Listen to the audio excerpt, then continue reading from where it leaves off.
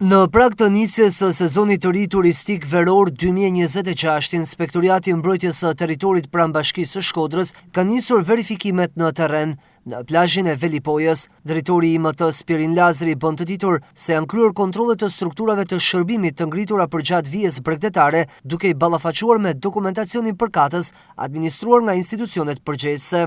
Në zbatim të vendimit të Këshillit të Ministrave për kushtet dhe kriteret e ushtrimit të veprimtarisë së stacionit të plazhit, të gjitha strukturat e përkohshme të shërbimit, përjashtuar instalimet sanitare publike dhe pikat e vrojtimit, duhet të çmontohen me përfundimin e sezonit, me qëllim rikthimin e plazhit në gjendjen e tij natyrore. IMT i ka lënë afat të gjitha subjekteve që të kryejnë këtë lirim vullnetar të brezit rënor deri në datën 5 mars.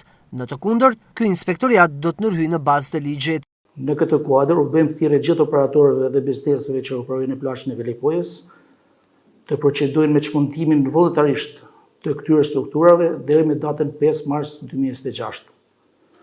Ky proces synon garantimin e një administrimi korrekt të hapësirës publike bregdetare, respektimin e ligjshmërisë, si dhe përgatitjen në kohë për sezonin e ri turistik. Procesi është pjesë e masave për garantimin e rendit dhe standardeve në administrimin e vijes bregdetare, me qëllim që plazhi i Velipojës të jetë i sigurt, i lirë dhe i përgatitur në kohë për sezonin e ri. Autoritetet bëjnë apel për bashkëpunim nga ana e bizneseve, në mënyrë që ndërhyrjet të shmangen dhe procedurat të përmbyllen brenda afateve të përcaktuara.